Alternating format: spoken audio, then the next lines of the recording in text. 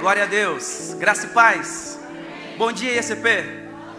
Eu gostaria que você ficasse bem à vontade, desse mais uma salva de palmas para Jesus bem forte, porque Ele é merecedor. Aleluia. Glória a Deus. Louvado seja Deus. Amém. Pode sentar um pouquinho, por favor. Louvado seja o nome do Senhor. Eu estava ali ouvindo o bispo falar e me alegrando, porque as lembranças que ele tem, e é de não sei quantos anos, mas acredito que tem muito tempo, e elas continuam existindo na memória dele, como se elas tivessem acontecido essa semana passada, e eu já ouvi ele falar, e o mais importante do que ter escutado ele falar disso, é fazer parte dessa história. Eu louvo ao Senhor. Eu e a minha esposa, não raras vezes, fazemos comentário da nossa estadia hoje lá no litoral norte paulista. As coisas acontecem de um modo que a gente não sabe onde elas começaram às vezes, e nem até onde elas irão, ou até onde terminarão.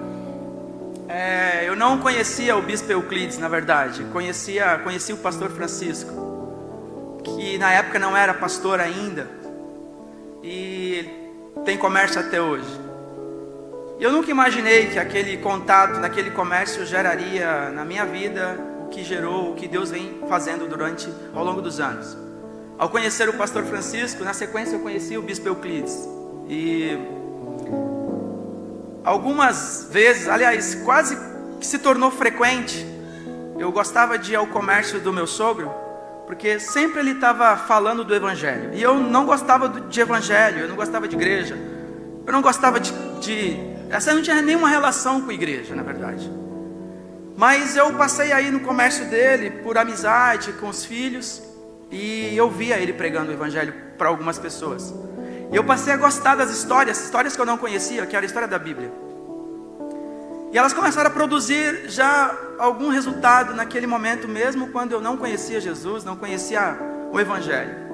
Mas o tempo passou e aquelas sementes que ele foi plantando, através das pequenas porções que ele distribuía durante o dia ali no trabalho, elas viriam num tempo posterior produzir resultado. Mesmo sofrendo as resistências que a gente tem como humano em relação a Deus.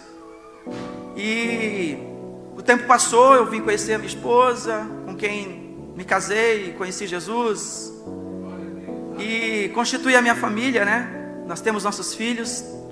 Hoje só podemos trazer um, porque os outros não conseguiram vir hoje, mas vamos marcar uma oportunidade para trazer os outros. Diego, a Kathleen, o Danilo, os nossos netos, que está crescendo. E ao ouvir essa história, o meu coração se alegra, porque é um fato ocorrido lá atrás, e que o tempo passou, e com isso veio trazendo novos resultados, novas possibilidades. Hoje eu tenho o Leonardo, 23 anos, e é praticamente o tempo em que eu conheci Jesus. 24 anos, não, 23 anos é o tempo que eu conheci Jesus, foi na gestação dele. E de lá para cá Deus tem feito grandes coisas nas nossas vidas. A igreja ICP de Vila Saí é uma semente que o bispo plantou há muito tempo atrás. Através da vida do pastor Adilson, pastora Conceição. E estamos nós lá há 18 anos no litoral, e a ICP de Vila Saí tem 16 anos. E o bom é que a gente, todo tempo, quando as crises vêm, eu e a minha esposa, a gente traz a memória. Lá o começo. Há 16 anos atrás, no ano de 2005, no dia 2 de abril de 2005, primeiro culto de inauguração de um salão que cabia 25 pessoas. E a gente lembra que tinha 5 pessoas. E 16 anos depois a gente está aqui para celebrar ao Senhor nessa manhã, junto com a ICP Itaquera, e dizer que Deus é bom. Lá na nossa comunidade, eu tenho mania de perguntar para os irmãos: Deus é bom? E eles respondem em uníssono demais. E eu gostaria de fazer isso nessa manhã com vocês. Deus é bom? Demais. Deus é bom? Demais. Então você pode glorificar e aplaudi-lo bem forte? Aleluia. Glória a Deus. Glória a Deus. E é ótimo nós lembrarmos de coisas boas. Eu quero que você abra sua Bíblia no livro de Josué capítulo 4. Por favor. Quero agradecer de coração ao bispo Euclides, à bispa Marta, pelo carinho de sempre. Quero agradecer a pastora Ellen, que eu vi ela ali, o Johnny. Pelas orações que vocês têm colocado, depositado diante do Senhor em favor das nossas vidas. Recebemos muitas das vezes, eu junto à minha esposa recebemos áudio da pastora e nos alegramos no Senhor. No último dia 28, a minha alegria foi logo pela manhã, quando o Marquinhos, eu vi o Marquinhos por aí. Ele mandou um áudio, junto com ele estava o bispo, e era o dia do meu aniversário. Foi um presente maravilhoso poder ouvir naquela manhã palavras tão abençoadoras. Então, muito obrigado bispo, muito obrigado ECP, obrigado pastora, pelas orações, pelo carinho. Josué capítulo 4, por favor. Eu quero ler o versículo de número 1 ao versículo de número 9. Glória a Deus. Pelo que diz assim: quando toda a nação terminou de atravessar o Jordão, o Senhor disse a Josué: escolha de cada tribo e mande que apanhe 12 pedras do meio do Jordão, do lugar onde os sacerdotes ficaram parados. Levem-nas com vocês para o local onde forem passar a noite. Josué convocou os 12 homens que escolhera dentre os israelitas, um de cada tribo, e lhe disse: passem adiante da arca do Senhor, o Senhor Deus, até o meio do Jordão. Ponha cada um de vocês uma pedra nos ombros, conforme o número das tribos dos israelitas. Elas servirão de sinal para vocês. No futuro, quando os seus filhos lhe perguntarem: que significam essas pedras? Respondam que as águas do Jordão foram interrompidas diante da arca da aliança do Senhor. Quando a arca atravessou o Jordão, as águas foram interrompidas. Essas pedras serão um memorial perpétuo para o povo de Israel. Os israelitas fizeram como Josué lhe havia ordenado. Apanharam 12 pedras do meio do Jordão, conforme o número das tribos de Israel, como o Senhor tinha ordenado a Josué, e as levaram ao acampamento, onde deixaram. Josué ergueu também 12 pedras no meio do Jordão, no local onde os sacerdotes carregavam a arca da aliança tinha ficado. E elas estão lá até hoje. Queria que você fechasse os seus olhos. Pai, em nome de Jesus, grato por essa manhã tão abençoadora, por esse oportuno privilégio de participar dessa celebração de ceia, Senhor.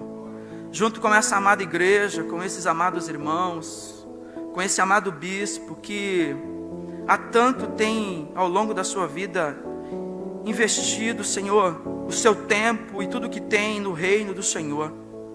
De modo que todos que estamos aqui, de alguma forma, fomos alcançados, temos sido alcançados pela vida dele, através do teu Santo Espírito, Pai.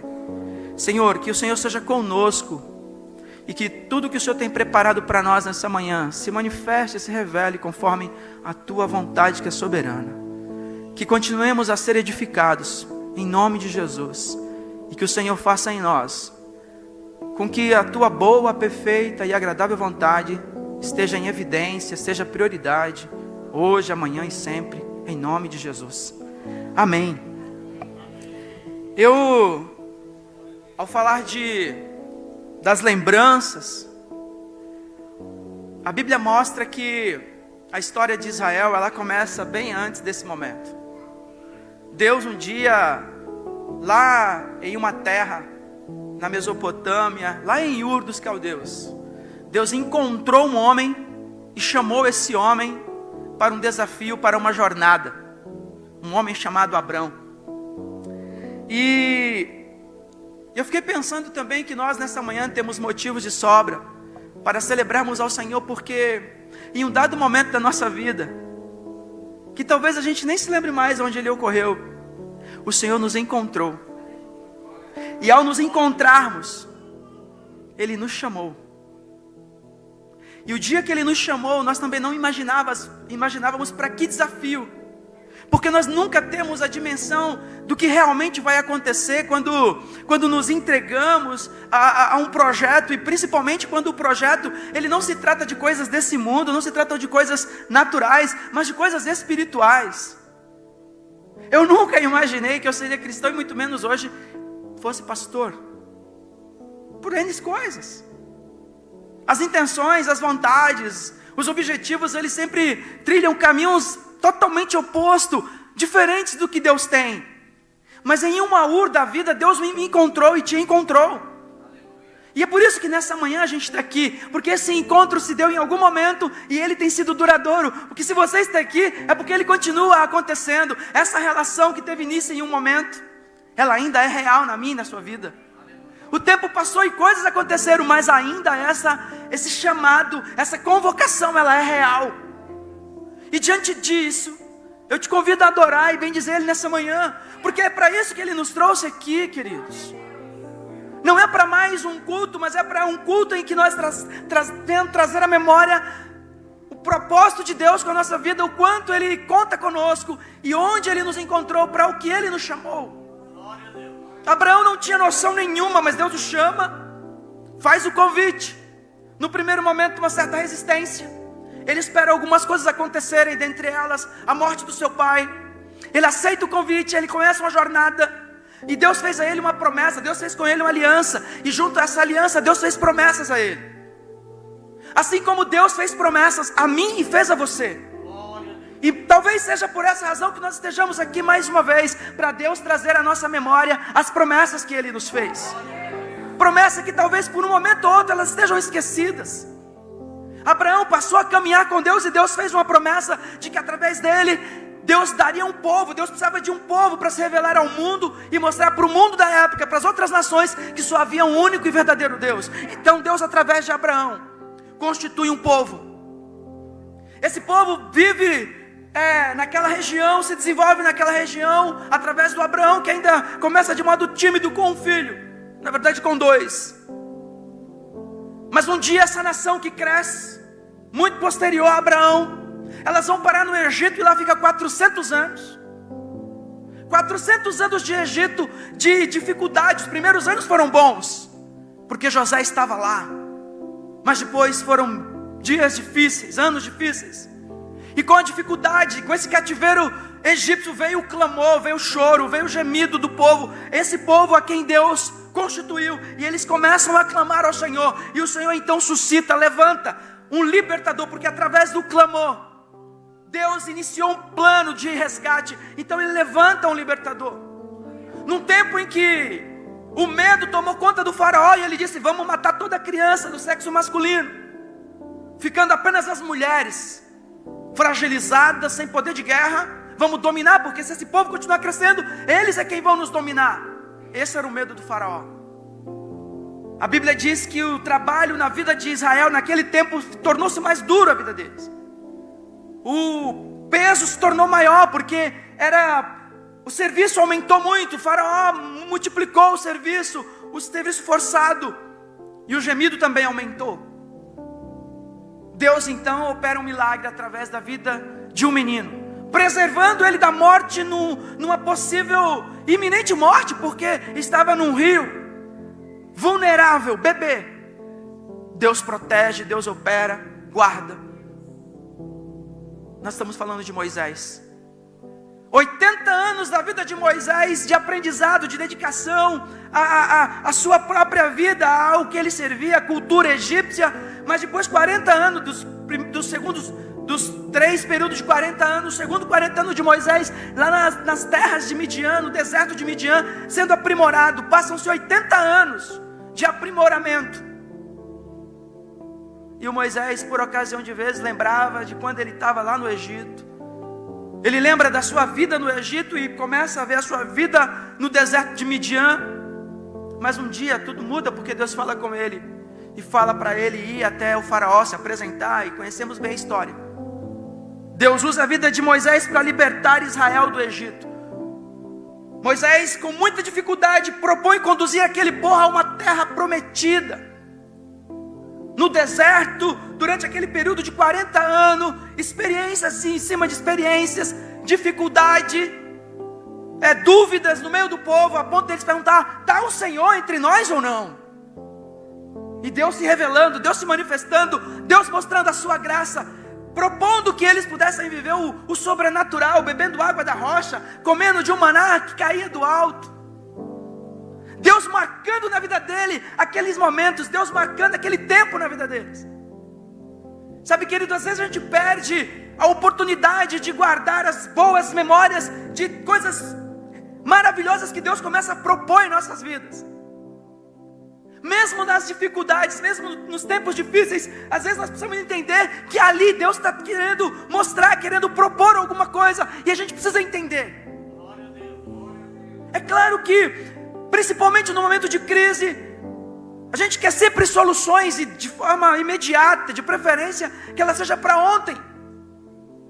Mas a Bíblia mostra que Deus tem o seu tempo, Deus também tem o seu jeito.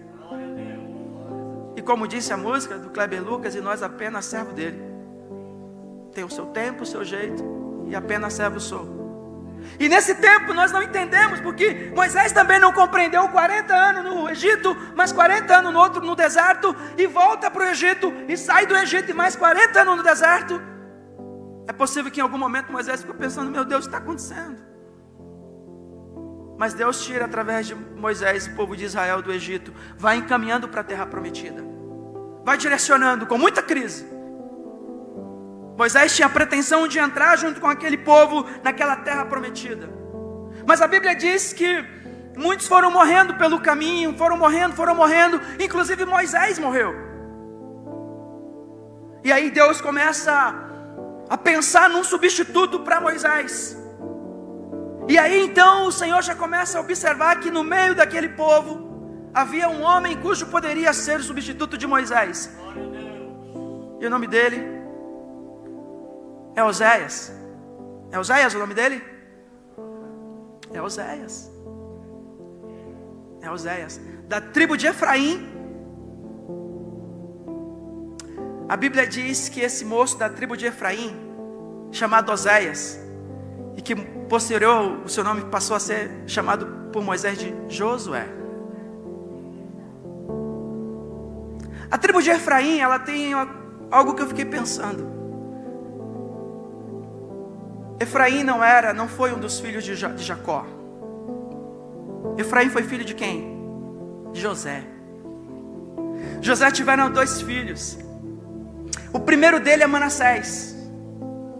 Quando ele vai parar no Egito, e ele se torna governador do Egito, o faraó, diante da revelação do sonho, lhe dá a sua filha, Asenate, para ele casar. Com ela ele tem 2 filhos. O primeiro filho chama-se Manassés. Sabe o que José falou? E colocou o nome de Manassés porque ele disse: Deus me fez esquecer do meu sofrimento na casa do meu pai. Preste atenção nisso. O tempo passa.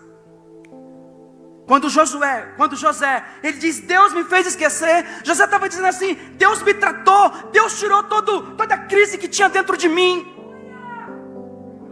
Deus tirou toda a raiva que eu acumulei durante muito tempo dos meus irmãos, Deus tirou todas as dores, todas as feridas, Ele curou todas elas dentro de mim.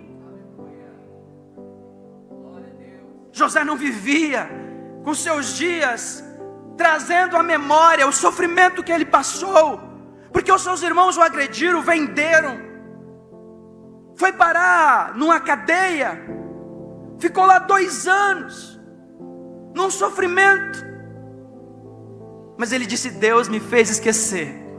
Deixa eu falar uma coisa para você, talvez você não esteja entendendo, mas Deus tem nos trazido todo dia de culto para nós esquecermos de coisas ruins que aconteceram ou ainda acontecem em nossas vidas.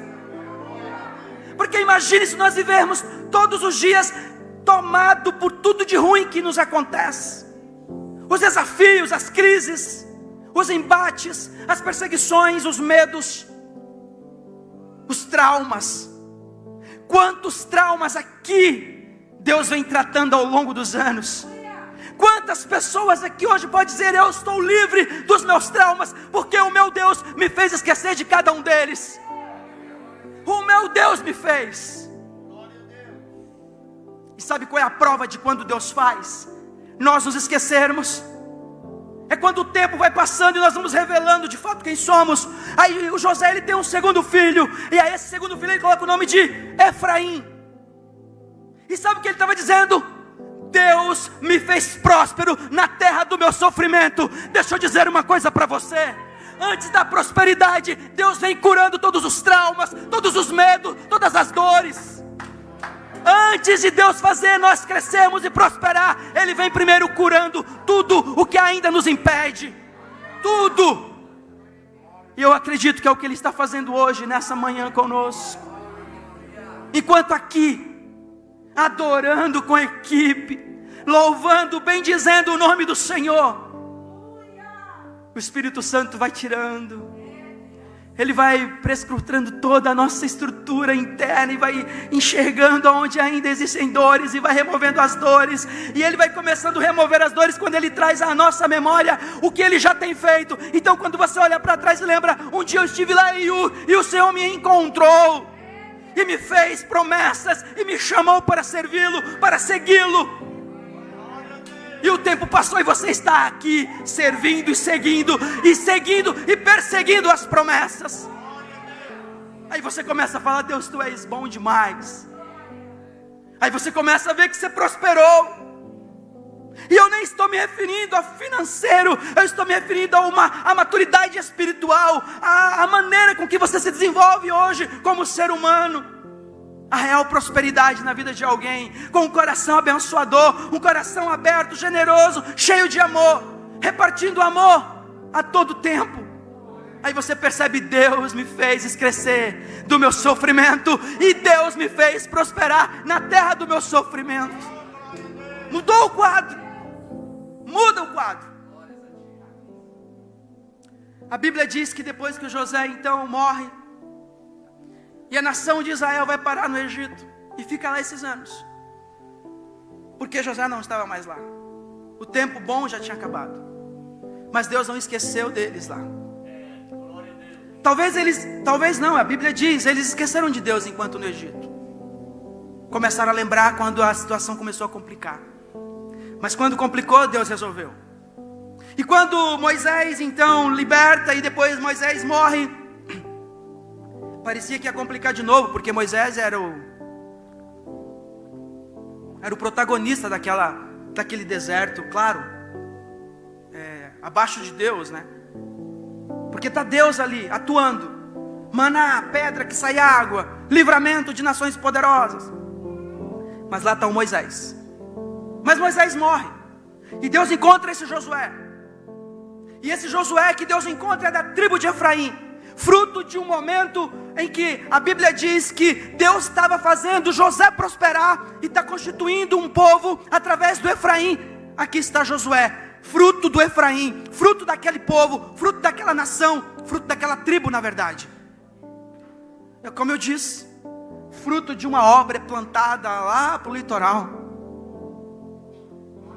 Quantas coisas ainda estão por vir que nós nem imaginamos. Nós temos promessas, mas às vezes nós esquecemos delas. Quantas promessas, e eu quero começar dizendo para você nessa manhã: quantas promessas Deus já fez a você, a sua casa, e você esqueceu delas. E sabe por que a gente esquece? Porque a gente quer cada dia outras promessas. Chegamos aqui esperando: Deus fala comigo. Ele só vai reafirmar aquilo que Ele já vem falando, porque Ele já tem promessa para a sua vida, queridos. E não são poucas. Promessas que parece que jamais se cumprirão. A Bíblia diz que Deus conduz Moisés, e Moisés conduz o povo. Moisés morre, Deus encontra um substituto, esse moço chamado Josué. E as Escrituras diz também que esse Josué, agora ele vem assumir uma profunda responsabilidade. A responsabilidade de conduzir Israel, tendo a sombra de Moisés, porque Moisés tornou o grande líder, mesmo que muitas das vezes queriam apedrejá-lo. Olha que interessante, né? Mesmo Moisés sendo quem foi, algumas vezes Israel queria apedrejar, mas Deus substitui colocando Josué. Josué é temeroso porque era uma grande responsabilidade, mas Deus começa a falar com Josué.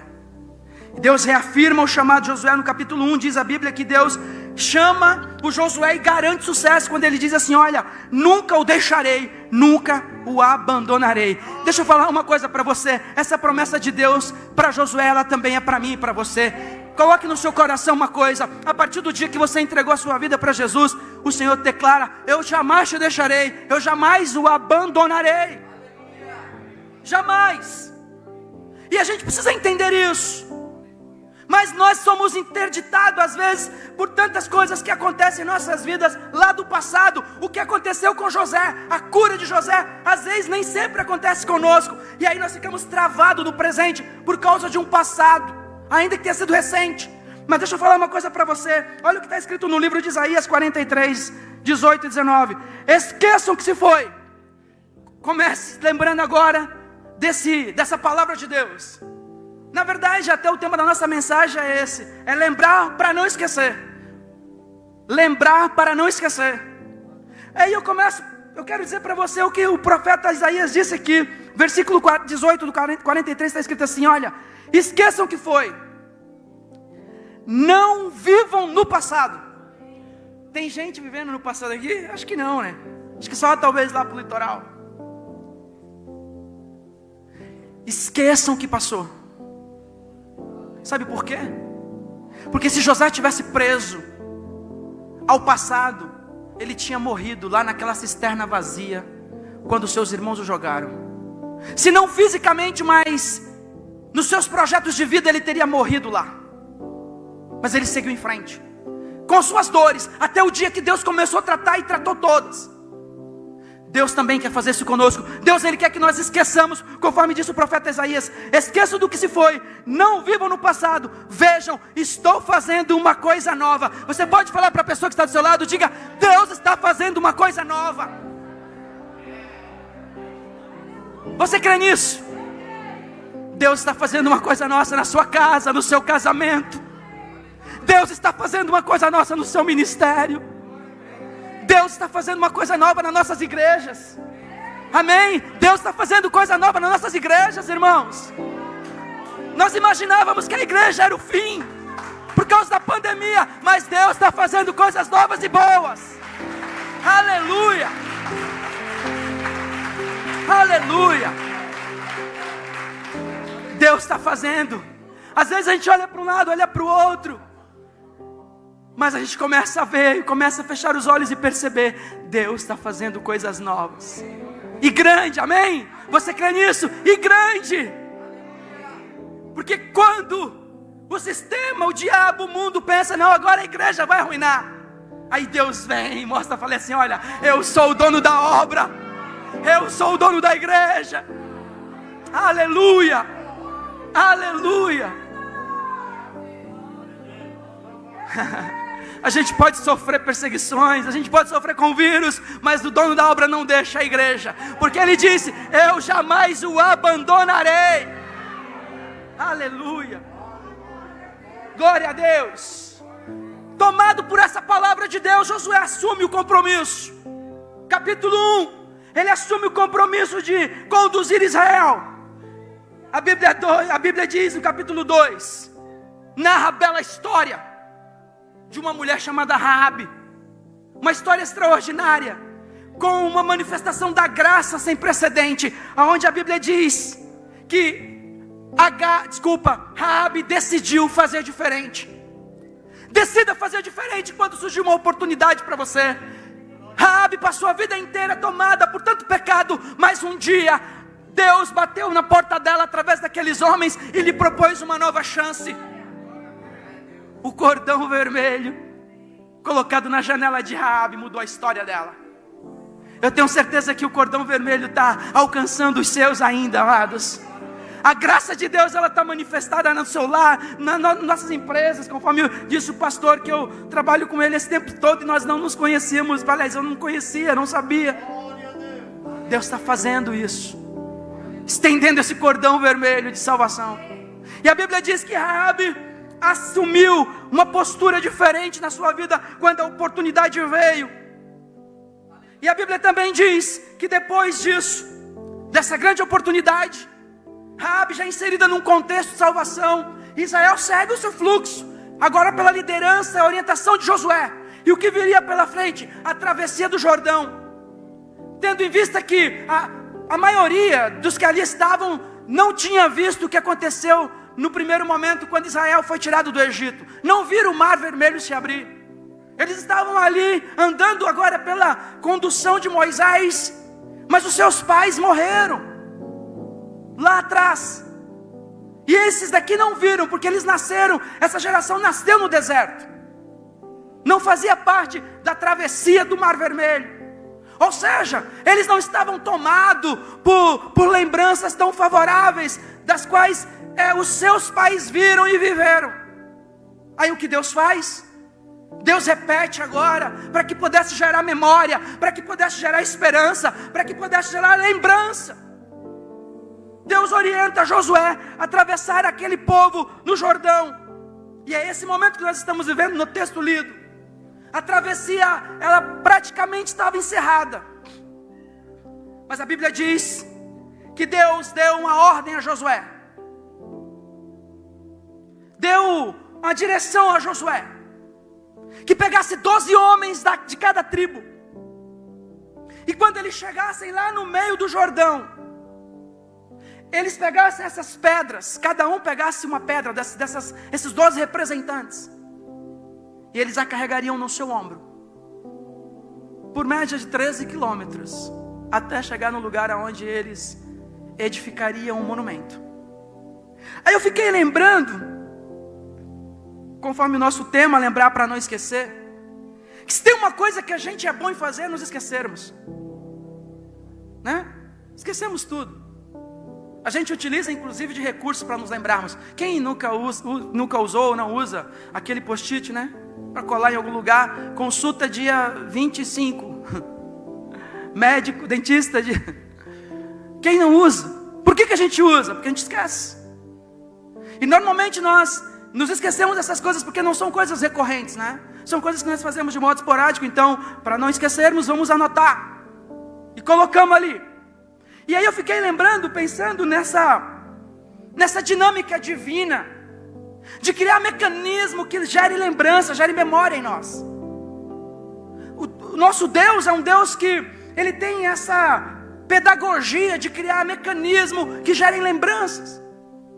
O mesmo Israel que foi tirado do Egito, antes de sair do Egito, ainda no Egito, capítulo 12 do livro do Êxodo, a Bíblia diz que o Senhor, depois de trabalhar para que Faraó pudesse permitir o povo sair, ele trouxe ao povo uma orientação na celebração da ceia. E no versículo de número 14 está escrito sobre a Páscoa: este dia será um memorial, celebre-no como decreto perpétuo. Deus estava falando: olha, vocês vão fazer isso aqui todo ano, vocês vão celebrar a Páscoa, jamais se esqueçam, isso aqui é decreto perpétuo. Capítulo 12, no versículo 14 está escrito. Israel passou a celebrar a Páscoa fazendo isso, essa orientação de Deus anualmente. A Bíblia mostra também que Deus incutiu na mente de Israel, através de Moisés, que era necessário eles continuar passando de modo oral toda a tradição, todo o costume, todo o ritual, todos os atos religiosos que Israel praticava. E eles contavam para os seus filhos. E qual é a ideia de Deus? Que contando eles não venham se esquecer. Então eles se reúnem e contam. Até os dias atuais, os judeus reproduzem a história do Êxodo, contando para a sua geração, para que eles não se esqueçam. Deus falou isso. Então na mente de Israel se tornou muito comum eles armazenarem e reproduzirem as informações obtidas, para que eles não viessem esquecer do Senhor. Inclusive o Senhor falou: tenham cuidado de não se esquecer. Deuteronômio 8:11 está escrito: cuidado para vocês não se esquecer. Deus foi falando a todo tempo para Israel, para eles terem muito cuidado de não se esquecerem dele, Deus. No mesmo Deuteronômio 8, ele diz assim: olha, cuidado para que quando vocês entrarem na terra prometida, e comerem, beberem, e se fartarem, ficarem muito bem, vocês se esqueçam do Senhor. É muito comum nós nos esquecermos. É muito comum nós nos esquecermos as promessas, as boas memórias. Quanta coisa boa nós nos esquecermos. E deixa eu falar uma coisa, e não é por mal. Na nossa rotina, quando nós fazemos algo como aqui, estar aqui hoje, nesse domingo de manhã de celebração, celebrando, glorificando, adorando ao Senhor, é ótimo, é extraordinário, é bom demais, é edificante, renova as forças. Mas se nós pararmos por um período de fazer isso aqui, a prova está aí, a pandemia. Quantas pessoas deixou de fazer isso e esqueceu-se que esse lugar é um lugar de edificação, é um lugar de bênção, é um lugar de promessas, porque deixou de fazer. Tudo que a gente vai parando de fazer, a tendência é cair no esquecimento. E Deus tem cuidado disso, para que nós não nos esqueçamos. Por isso eu disse, talvez não venha uma promessa nova, Deus só vai renovar aquelas que Ele já fez, enquanto nós estamos aqui, porque é possível que nós tenhamos nos esquecido delas. A igreja é um monumento, a igreja é uma instituição que o Senhor deixou, para nós não nos esquecermos dEle. E não é para ele entrar em crise, porque ele não disse para Israel: cuidado para vocês não se esquecerem do Senhor, porque isso faria Deus entrar em crise se fosse esquecido. Olha para o seu irmão e diga: é para o nosso bem. Tudo o que Deus cria como memória, como memorial, é para nós não nos esquecermos, para o nosso próprio bem, queridos. Somos cristãos. Nós viemos ao culto 2, 3, 4, não sei, depende da rotina de atividade, por semana à igreja. Para quê? Para nós não nos esquecermos. Precisamos lembrar para não nos esquecermos. Senão entramos no caminho contrário ao bom projeto de Deus. Então Deus pega esse homem chamado Josué, que agora na liderança assumida, comprometida, ele conduz Israel, vai atravessar o Jordão, e aquilo seria um marco. Por quê? Ele e Caleb eram os que estavam quando aconteceu a primeira vez, mas aquela geração não. Então seria extraordinário o que Deus ia fazer. Aí Deus fala para Josué: olha, pega 12 homens, pega 12 pedras, esses homens vão carregar essas 12 pedras até o lugar onde vocês vão ficar. A proposta de Deus diante disso era exatamente gerar algo que pudesse trazer a vida daquelas pessoas, não apenas aquelas que estão ali, mas aquelas que viriam posteriormente, porque as Escrituras diz que o Senhor mandou eles erguerem um monumento. E qual era a finalidade? Fazer daquilo uma história, um ocorrido, um conto perpétuo. Todas as vezes que eles olhassem para aquele monumento, eles falariam o que aconteceu: olha, o Senhor Deus poderoso tirou-nos do Egito, e no caminho abriu o mar para nós passarmos, o Jordão, e nós passamos. Na verdade, os nossos antepassados haviam passado primeiro no Mar Vermelho, mas o Senhor fez a mesma coisa para nós sabermos como vale a pena servi-lo. E Moisés, ou seja, Josué pega então aqueles 12 homens e orienta ele, e eles pegam aquelas 12 pedras, segundo o texto mostra. E aí a pergunta é: para que vão servir essas pedras? Talvez se perguntasse para uma pessoa que não tivesse uma visão espiritual, falasse: isso é um monte de pedras sem futuro, sem importância, sem significado. Porque as pessoas que não entendem, elas vão falar: isso é tolice, isso é bobeira. Mas o homem espiritual, a mulher espiritual, ela entende: isso aqui é para um propósito maior. A Bíblia diz que quando as coisas ocorrem nas nossas vidas, as pessoas naturais, elas vão tirando as suas conclusões de um modo humano. Mas quem é espiritual tem uma outra visão e fala: Deus tem um propósito nisso, Deus tem algo a realizar através disso. Então aquelas 12 pedras, aqueles 12 homens carregando, possivelmente pedras não tão pequenas, e eles carregariam por quase 13 quilômetros. Parecia uma tolice, mas a chegar ali eles criaram aquele monumento. E o texto diz assim: no futuro, quando os seus filhos lhe perguntarem: o que significam essas pedras? Porque os filhos iriam perguntar. Os filhos hoje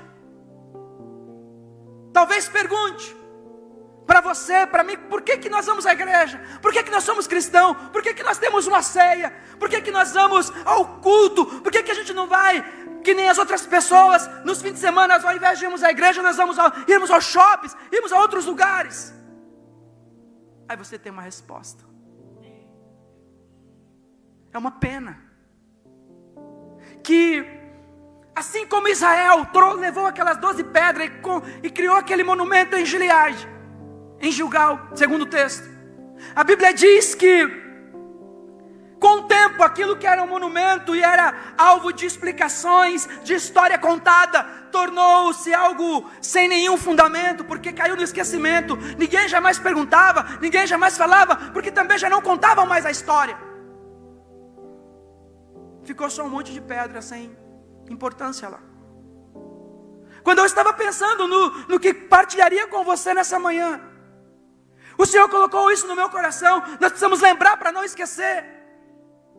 É possível que muitos filhos da nossa geração não saibam mais qual é a importância de um culto, de uma igreja, porque a Bíblia diz que o Senhor deixou a igreja como um sinal histórico na terra.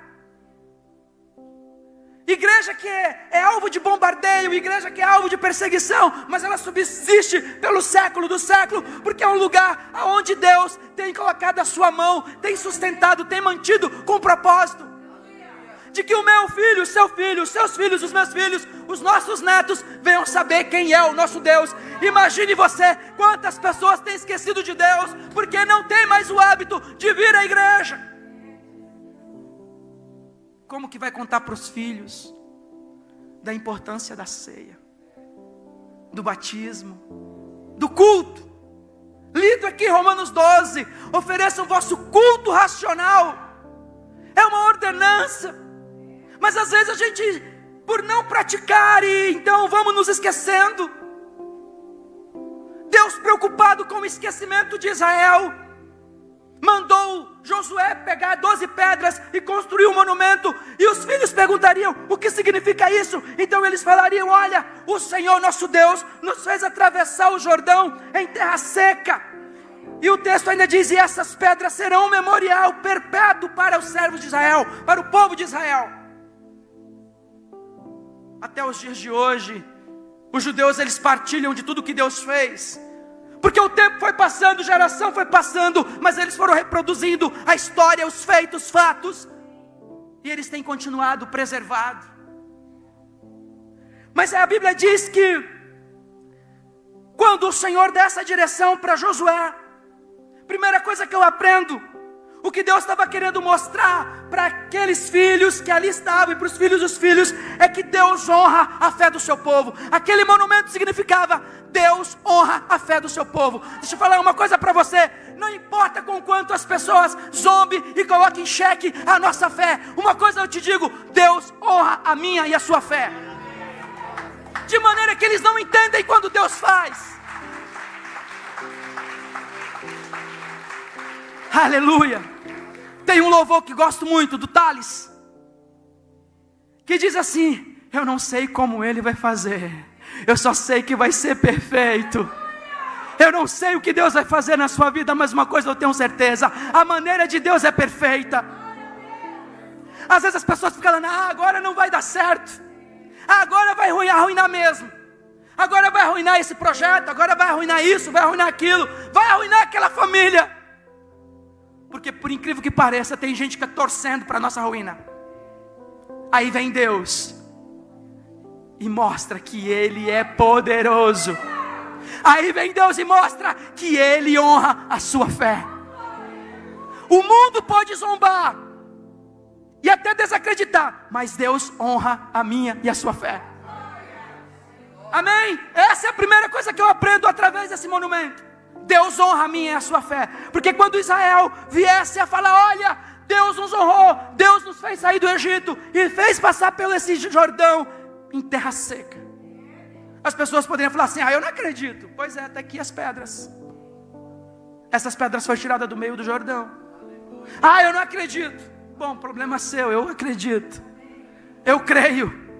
Por isso Paulo disse: eu creio, por isso falei, eu creio. Eu creio.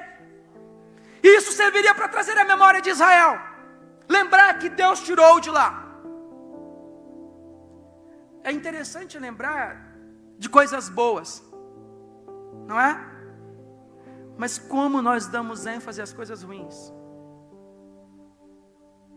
Tanta coisa boa que acontece na vida de Israel, mas por incrível que pareça, eles estão sempre querendo trazer à tona o que não é tão bom, as crises. E eu fiquei pensando nisso, no livro de Lamentações, capítulo 3, o profeta Jeremias falou assim: eu me lembro das minhas aflições. Mas sabe o que ele diz também? Mas eu também me lembro.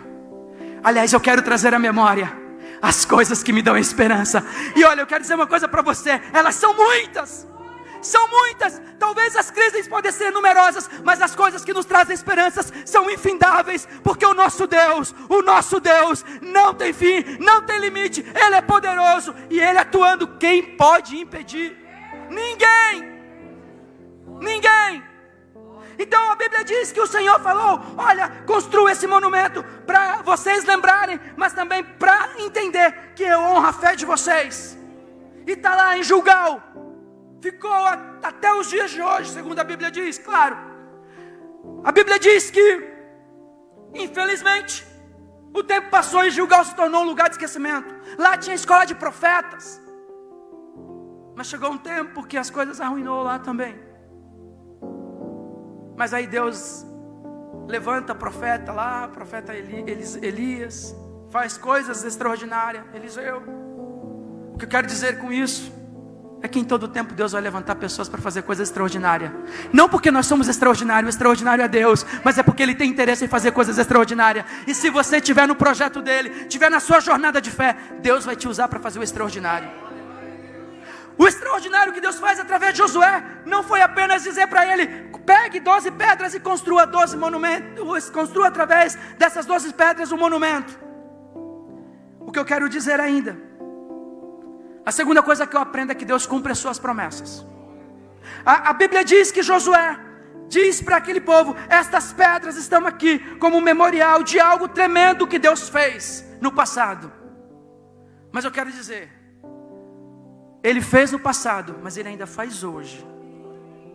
E não importa, queridos, as nossas possibilidades podem ser minúsculas ou inexistentes. Deus não precisa de possibilidades humanas. Ele cria possibilidades onde elas não existem. Ele abre portas, como já sabemos, onde elas não existem. Então, deixa eu falar uma coisa. A Bíblia diz que Deus cumpre as suas promessas. Às vezes a gente é tão falho, né? A gente via no carro conversando, falando de algumas coisas, de promessas. E aí eu falei algo, aí a minha esposa falou assim: mas tu não acredita? Eu falei: mas é muito difícil. Ela falou: mas então por que você fez isso? Você enviou uma mensagem e tal? Eu falei: Aí eu fiquei agora lembrando como a gente é falho. A Bíblia diz que Deus, Ele cumpre as suas promessas. E mesmo que os homens rejeitem ou recusem-se a colaborar, Deus não precisa. Moisés morreu. Talvez as pessoas falem: agora acabou, a gente vai ficar por aqui. Deus vai levantar Josué. Elias é arrebatado. Agora ficamos sem um profeta. Deus levanta Eliseu. Deus é fiel para cumprir as suas promessas. Entenda isso, porque quando Josué dá essa ordem, ele estava dizendo assim: olha, essas pedras aqui é sinal de que Deus cumpre as suas promessas. Ele falou que tiraria Israel do Egito e levaria para a terra prometida. Nós estamos caminhando para essa terra e nós vamos chegar lá, independente dos obstáculos. Se Deus prometeu, Ele vai cumprir, porque Ele sempre cumpre as suas promessas. Ele sempre cumpre o que Ele fala. Samuel, diante de uma circunstância, usou uma expressão que a gente tem que passar a usar mais. E ele disse: Ebenezer, até aqui. Quem tem se sentido aí rejeitado ou tido uma negligência da parte de Deus, por falta de ajuda, levanta a mão. Eu vi o pastor Eberson fala aqui que o quê? Que Deus estava fazendo coisas extraordinárias na vida dele. Se nós chamarmos um próximo irmão aqui, ele ia falar: olha, irmãos, eu não tenho explicação, Deus tem multiplicado, a conta não fecha, mas dá certo. Sabe por quê? Porque Deus é fiel. E a Bíblia diz: até aqui tem nos ajudado o Senhor. E esse até aqui não é até esse momento, é amanhã, é depois, é até o fim, é até quando Ele vier buscar a sua igreja. Uma outra coisa que eu quero aprender com você e quero encerrar nesse ponto. Terceiro aprendizado se dá: que nada para Deus é impossível. Diga para o seu irmão: nada para Deus. A gente pensa que é impossível, né? A gente olha para alguém e fala assim: essa aí, Deus não vai salvar. Não tem jeito. A Bíblia diz, e eu quero que você acompanhe comigo, no versículo 9, o povo, os 12 homens das 12 tribos passaram, seguiram adiante. Diz o texto que Josué ficou lá no meio do Jordão. E Deus deu uma outra direção para Josué. Josué pega 12 pedras também. E ele constrói um monumento dentro, ou seja, no meio do Jordão. Versículo 9. Diz assim: Josué ergueu também 12 pedras no meio da onde? O Jordão, quando Israel passasse, ele ia voltar ao seu nó. Quem ia ver essas pedras? Sabe o que Deus está ministrando para nós? Que Ele é Deus do impossível. A Bíblia diz que a Ele nada é impossível. A Bíblia diz, o Senhor está ministrando para nós aqui, que nada é impossível aos olhos dEle. Você imaginava que você estaria aqui hoje? Você imaginava que Deus teria te libertado de uma escravidão terrível? Você imaginava que Deus teria te encontrado e feito uma proposta para você? Você imaginaria nos mais excelentes sonhos que você hoje estaria vivendo a graça divina? Deus pega Josué, manda ele colocar 12 pedras. E quando ele sai dali, aquelas águas cobririam aquelas pedras.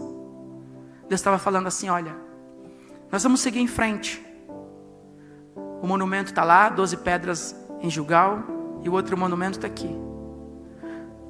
O que Deus está falando é que tudo aquilo que nós vivemos, todo o nosso pecado, tudo aquilo que aconteceu no tempo da nossa ignorância, todas as nossas crises, todos os nossos feitos, ficou lá no mar do esquecimento. Ninguém está vendo, só o Senhor, mas está lá. O Senhor nos tirou de uma vida de escravidão e de pecado.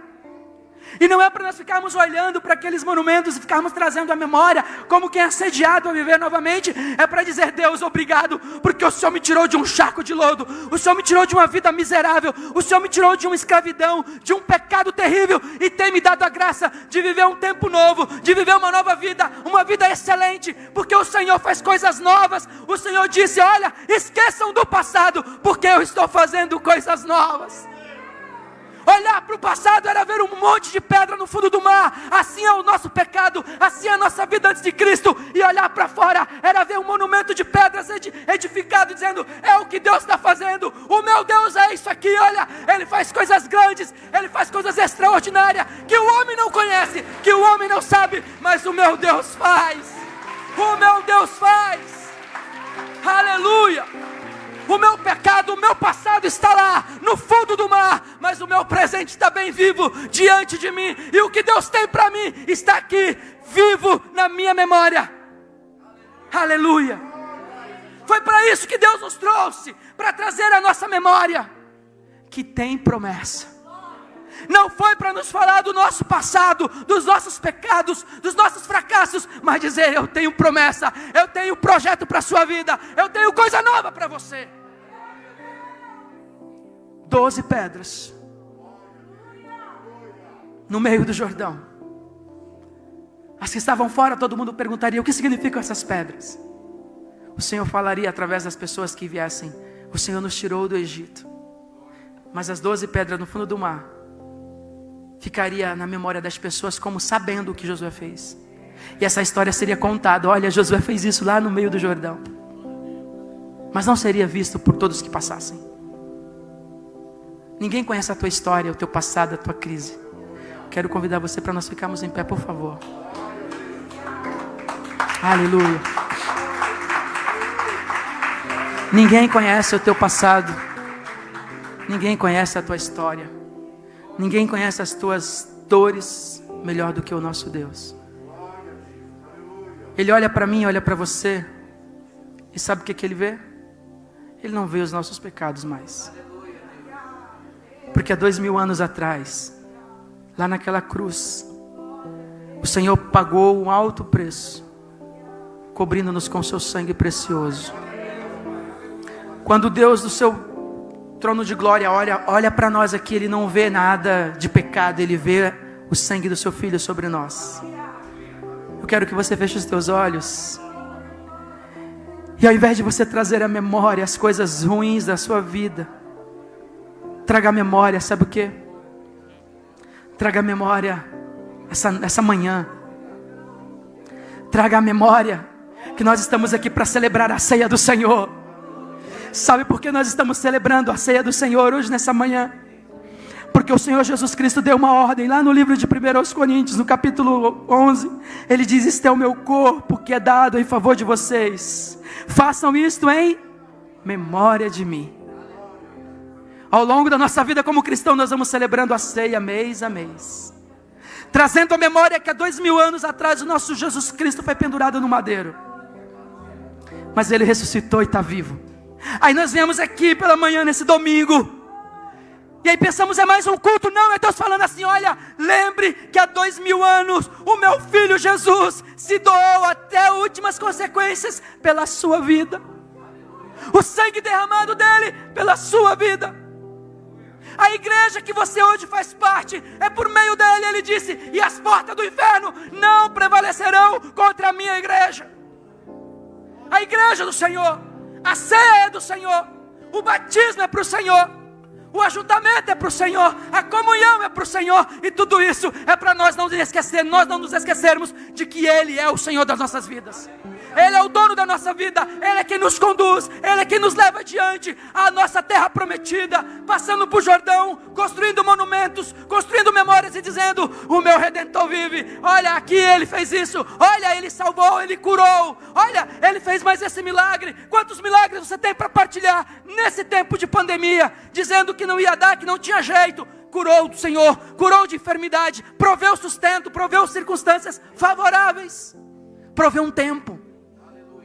Proveu um tempo para pessoas que não sabiam mais o sinônimo de família. Propôs uma mesa.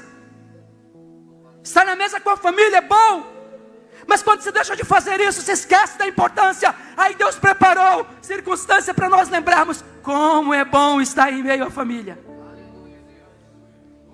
Quanta coisa Deus tem proposto para nós nos lembrarmos da sua importância, do seu valor.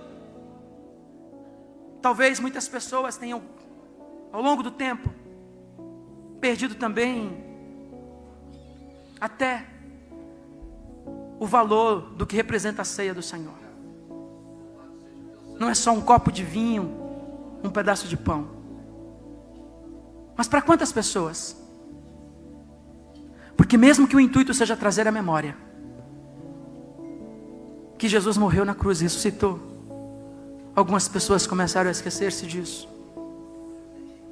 Então quero que você, de olhos fechados, comece a vir à sua memória de onde o Senhor te tirou, de onde Ele te resgatou, quais eram as suas práticas, qual era o seu caminho. Será que você estaria aqui se Ele não tivesse mudado o curso da sua vida? Será que você teria constituído uma família? Será que você seria hoje um ministro, um obreiro dessa casa? Uma pastora, um pastor, uma diaconisa, um diácono, um membro? Será que você consegue trazer à sua memória o que Jesus fez por você? Será que nessa manhã a gente consegue trazer à memória esse sacrifício tão maravilhoso? Será que nessa manhã a gente consegue lembrar da importância da comunhão em torno da mesa do Senhor? Talvez por um momento ou outro a gente tenha perdido um pouco do significado. Mas Ele disse: façam isso em memória de mim. Nessa manhã, que o Senhor nos concede a graça de estarmos aqui, em que você vai pegar o seu pão e vai pegar o seu cálice, seguindo toda a forma com que já tem sido feita aqui. Quero pedir o auxílio dos pastores, dos diáconos, para que sirvamos juntos. Enquanto você, em nome de Jesus, adora ao Senhor, enquanto você glorifica ao Senhor, enquanto a equipe do louvor adora ao Senhor junto conosco, deixa o Espírito Santo de Deus fazer algo novo na sua vida. Deixa o Espírito Santo te lembrar, para você não se esquecer de quem você é, de onde Deus te tirou, sobretudo do Deus que você tem, um Deus que não falha, um Deus que honra a nossa fé, um Deus que não, para Ele não existe nada impossível, nada impossível. Um Deus que te ama, um Deus que fez um sacrifício de enviar o seu Filho unigênito, para que todo aquele que nele crê não pereça, mas tenha a vida eterna. Adore a Ele.